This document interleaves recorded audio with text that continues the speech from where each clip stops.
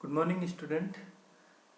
तो इस वीडियो में अपन देखेंगे beam strength equation for of helical gears. Okay, so beam strength of helical gear.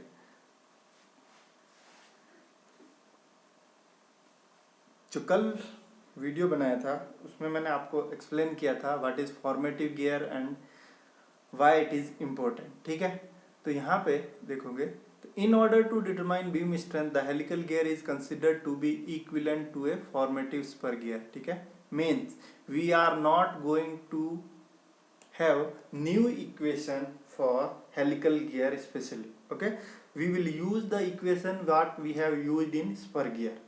Okay, but उसके लिए एक चेंज है कि हेलिकल गियर में आप एग्जैक्ट हेलिकल गियर को कंसीडर नहीं करेंगे, अपन कंसीडर करेंगे एन इमेजनरी गियर जो कि आप फॉर्मेटिव गियर बोलते हो। ठीक है, सो फॉर्मेटिव गियर है क्या, उसको अपन ने देखा था कि फॉर्मेटिव गियर आपका गियर है जो आप टीथ, जो हेलिकल टीथ होते हैं इंक्लाइंड, मतलब हेलिकल गियर पे जो टीथ होते हैं दैट इज इंक्लाइंड, उनके परपेंडिकुलर आप एक कट सेक्शन देखते हो और वहां से उसको इमेजिन करते हो, and that imaginary spur gear is useful to explain the helical gear beam strength. Okay, so the formative gear is an imaginary spur gear in a plane perpendicular to the tooth element.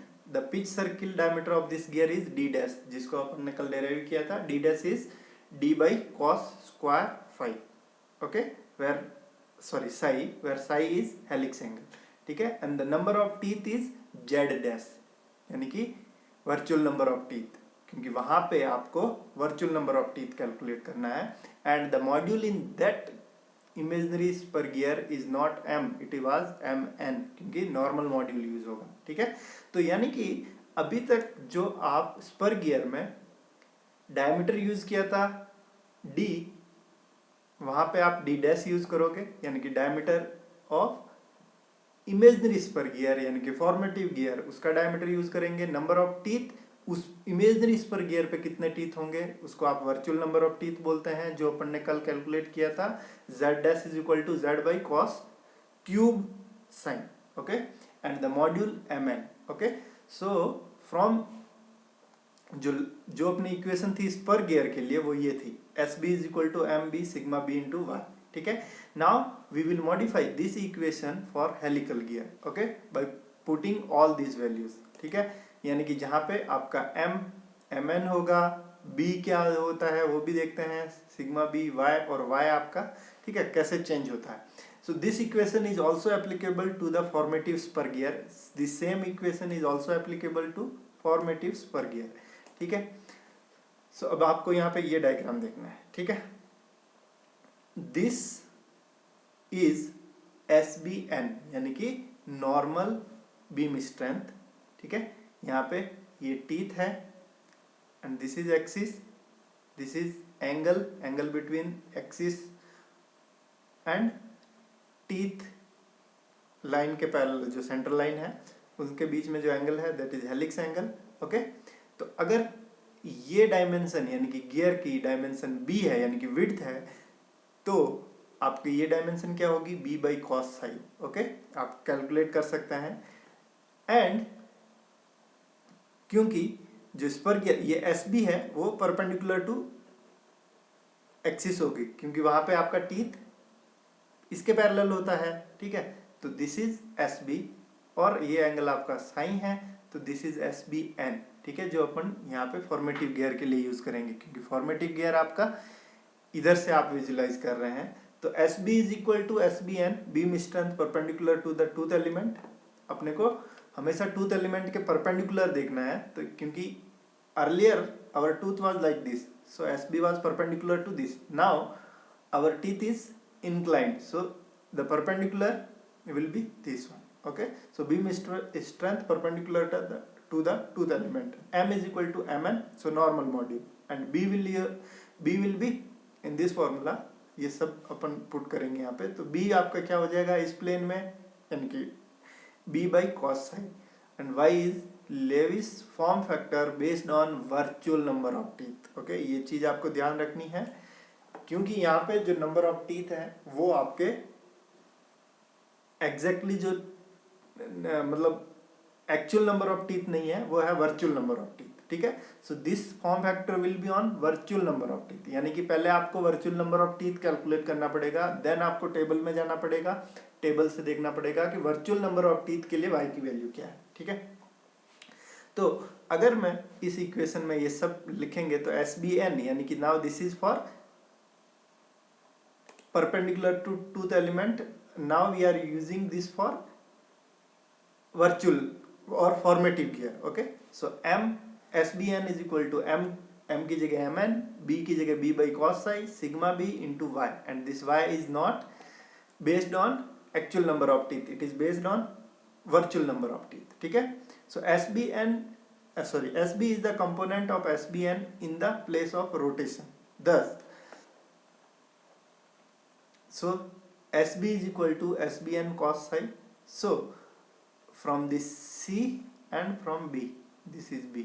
ठीक है, so what you are getting is SB is equal to, ये cos psi cancel हो जाएगा, so SB is equal to mn b sigma b into y, and this equation is used Lewis equation, and it is used for helical gear as a beam strength equation. ठीक है, so this is the modified equation which we will use for helical gear.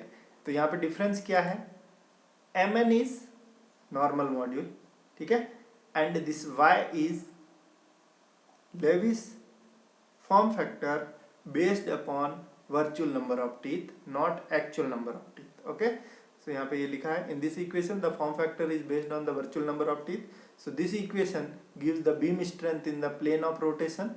Okay, therefore beam strength sigma b indicates that maximum value of tangential force that the tooth can transmit without bending failure. So it should be always more than the effective force between the meshing teeth.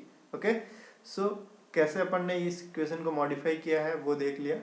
The same equation we are using for helical gear जो अपन ने spur gear के लिए use की थी. अब आपको next process same है एज इट इज जो अपन ने स्पर गियर में यूज किया था. पी इफेक्टिव कैसे निकालना है, ठीक है, पीटी आएगा, पीटी से फिर पी इफेक्टिव, सीएस और सीवी. सीएस सर्विस फैक्टर होता है, सीवी आपका वेलोसिटी फैक्टर होता है. ठीक है, ये सब मतलब जब डायनेमिक कंडीशन कंसीडर करनी होगी तो कैसे कंसीडर करोगे. ठीक है, ये सारे फॉर्मूले भी अपन ऑलरेडी यूज कर चुके हैं, इनका मॉडिफाइड है. ठीक है, ये सारे फॉर्मूले आपको डाटा बुक में भी रहेंगे, तो आपको इनका एप्लीकेशन पे ज़्यादा ध्यान देना है, ना कि ये डेरिवेशन पे. ठीक है, डेरिवेशन कोई भी नहीं पूछेगा. ठीक है, तो ये था आपका पहले strength equation. Now the wear strength of helical gear. तो वियर स्ट्रेंथ भी अपन वही जो स्पर गियर में यूज की थी वही यहाँ पे यूज करेंगे. बस अपन देखेंगे कि चेंजेस कैसे मतलब मॉडिफाई कैसे करना है. ठीक है, so the wear strength equation of the spur gear is modified to suit helical gears. Okay, so for this purpose a pair of helical gear is considered to be equivalent to a formative pinion and a formative gear in a plane perpendicular to the tooth element. From equation, ये जो last wear strength equation for spur gear के लिए थी, तो वो equation अपन use करेंगे. उनके लिए क्या थी, S W is equal to B Q D dash P K. Okay, यहाँ पे पिनियन का डायमीटर, के कांस्टेंट था, क्यू वाज रेशियो, उसको कुछ रेशियो बोलते हैं ना, ratio factor. Okay, and B is the width of teeth. So S W अपन रिप्लेस करेंगे एस डब्ल्यू एन से, क्योंकि वी नीड नॉर्मल. ठीक है, अब आपको टीथ के नॉर्मल लेना है जैसा अभी किया था. B is equal to B by cos psi. Okay, and this will be, this diameter will be modified. Now it will be D P by cos square psi. Okay, sir pitch circle diameter of the formative pinion, ये आपका D dash use करना है. Now अब ये सारी value जब इस equation में पुट करेंगे तो आपके पास ये इक्वेशन आ रही है, but the cos component of this SWN will be is equal to SW by cos psi. ठीक है, sorry, SW is equal to SWN into cos psi. So SWN we can write SW by cos psi. So एक cos यहाँ से cube से cancel हो जाएगा, तो यहाँ पे सिर्फ बचेगा cos स्क्वायर psi. तो ये आपकी नई इक्वेशन है that, and this equation will be used for helical gear. Okay, so this equation is known as Buckingham equation for wear strength and gives wear strength in plane of rotation. Therefore wear strength SW indicates the maximum tangential force that the tooth can transmit without pitting failure. okay, ये सब as it is है. Now अब यहाँ पे जो ये Q है form factor, वो आप कैसे कैलकुलेट करेंगे. आपको पता होगा कि ये Q इफ एक्सटर्नल गियरिंग था, स्पर गियर की बात करेंगे तो it was 2 capital T divided by T plus small t. ठीक है, मैं T बोल रहा हूँ क्योंकि अपन नंबर ऑफ टीथ के लिए T यूज करते हैं. ठीक है, आप जो नोट्स मैंने आपके साथ शेयर किए हैं आपके सीनियर के, उसमें भी यही नोटेशन यूज कर रहे हैं, जेड अपन नहीं यूज कर रहे हैं. ठीक है, सो ये सिर्फ समझने की बात है.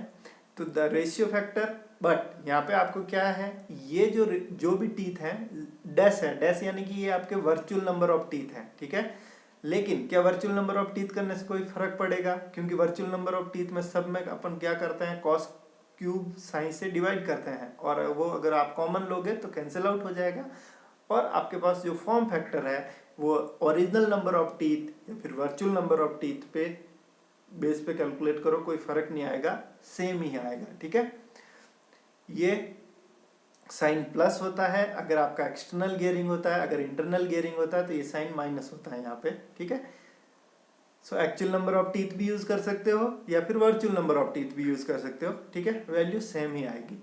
ठीक है, उसके बाद में ये सारे फैक्टर मॉडिफाई किए हैं. ठीक है, तो वो आपको देखना है. फिर ये introducing A factor of safety, ये सब आप कर चुके हैं वहां पे. तो ये करने के बाद में आपको ये एग्जाम्पल लगाना है. ठीक है, तो यहाँ से ही मेन शुरू होता है, क्योंकि जो आपके आएंगे एग्जाम में वो कोई भी डेरिवेशन नहीं आएगा, एग्जाम में न्यूमेरिकल प्रॉब्लम आएगी. तो अभी आपको यहाँ पे न्यूमेरिकल प्रॉब्लम प्रैक्टिस करनी है. ठीक है.